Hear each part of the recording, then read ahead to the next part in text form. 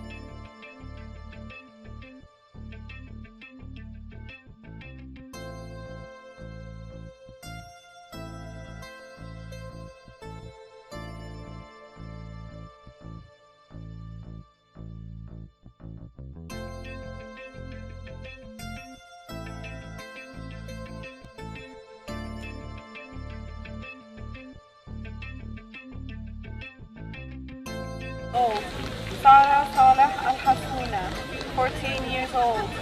Aya Adham Shaker Abu Alish, 14 years old. Ahmad Abdullah Ahmad Abu Nada, 14 years old. Rital Ramzi Tawfiq Abu Yusuf, 14 We got another years so-called terrorist getting arrested. There's another pensioner. Kamel Al-Arif, 14 years old. They're running away down here.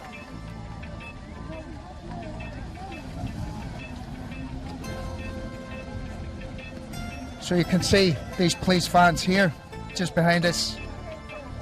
All the crime that's going on in London today. We've got drugs dealing, violent attacks, football violence. We've got 1, 2, 3, 4, 5, 6, 7 police vans visible, and then you've got more behind that. You've got all these police out arresting old age pensioners, disabled people, having to carry them off. This is Britain in 2025, and you've got a Labour government. Keir Starmer and his Zionist-backed government are sending the police out to arrest old age pensioners who they're claiming are terrorists. Most of these people can't walk properly. They're getting picked up. This is what's happening today in Britain.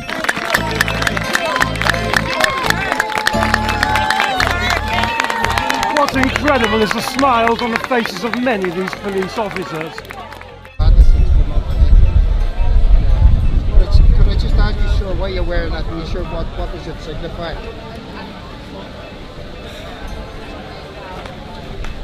That everyone's got choice, everyone's got a line that basically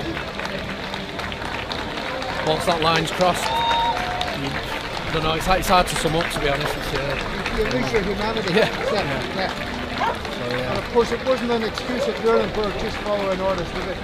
So, following orders just like today.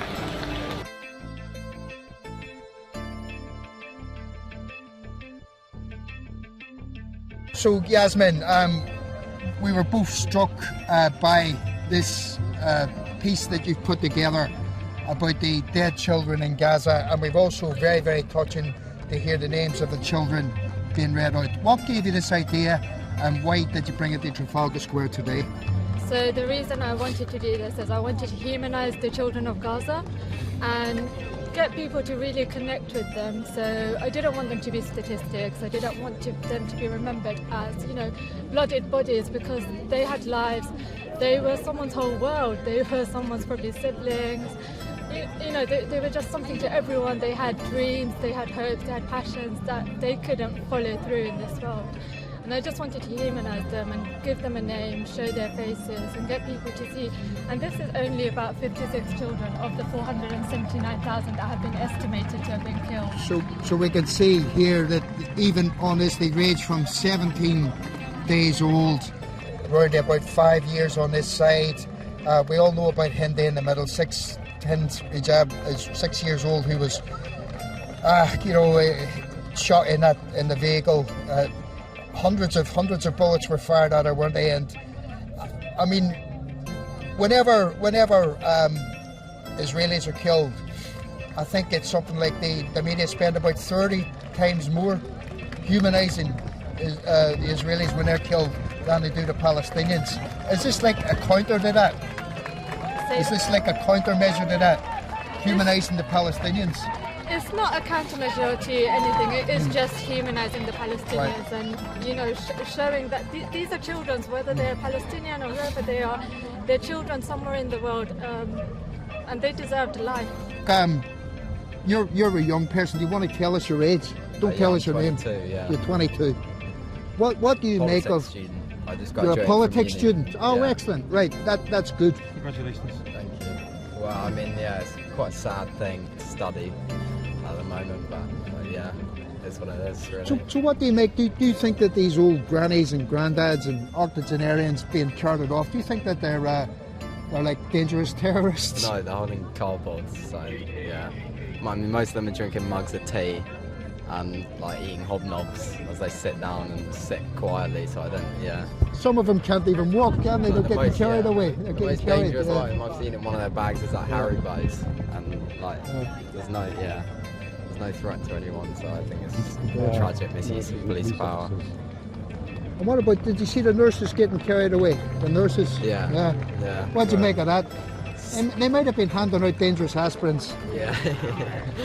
Yeah, the dodgy paracetamols. Maybe, yeah, Trump would like that one probably. He'd get on train with that. But on a serious note, how do you feel it if these people weren't doing that? How would you foresee the future? If civil liberties weren't protected now, how do you think it would affect you? Yeah, I don't know. I don't think that, to be honest, I'm quite hopeful in the sense that I think this will keep happening until it's untenable.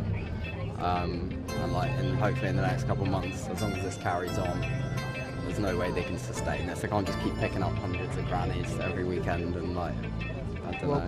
Thank you very much for your interview. Right. I know you don't want to show your Right. face. Well, thanks for sharing your voice. It's good to hear you. The Labour Party will sack you if you Fuck show the your Labour Party, face. I think.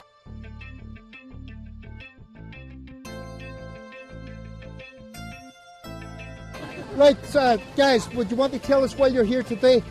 Two Irishmen of great distinction who have been fighting for civil rights in Britain for a long, long time. Would you like to explain why you've come out here today? Shall I do a few minutes report on this? I came here today because I've been campaigning for a very long time, particularly for my own nation, because my nation is an occupied nation.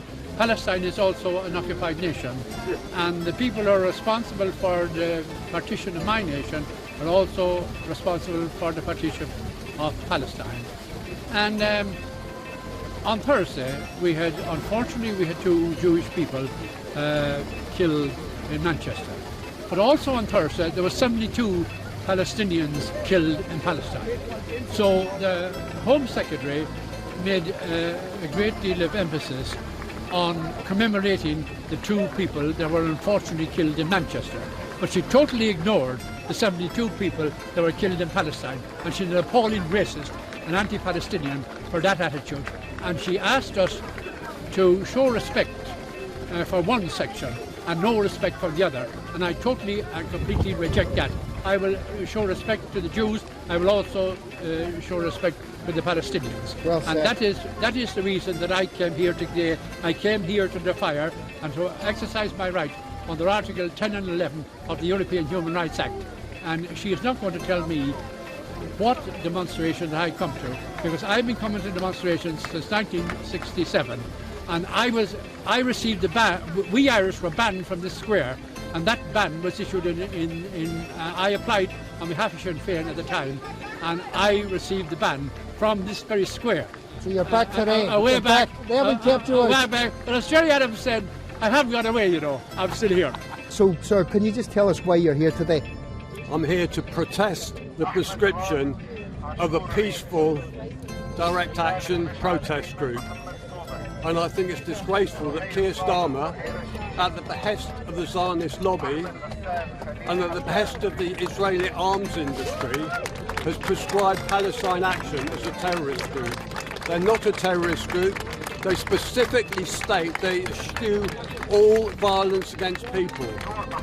And by trying to shut down Elbit Systems, the Israeli arms factories, they are trying to stop harm to other people. Yes, they may break a few windows in Elbit's factories, but that is nothing. But there are laws to deal with vandalism and property damage and all that, aren't there? the death and destruction that those horrific machines do to the Palestinians. And we've got every right, we're only doing what our government should do. Our government should be stopping and banning all arms sales to Israel. They should be doing it. If they won't step up and do it, the democratic system has failed, and we are having to do what our government should be doing. I think it's terrible that the police are arresting old Palestinians that are trying to protect their country. It's terrible, and they shouldn't be allowed to do it. I think it's an absolute, it's terrible. It's terrible. So no freedom of speech. You're not allowed to protest anymore. It's absolutely terrible. Free Palestine!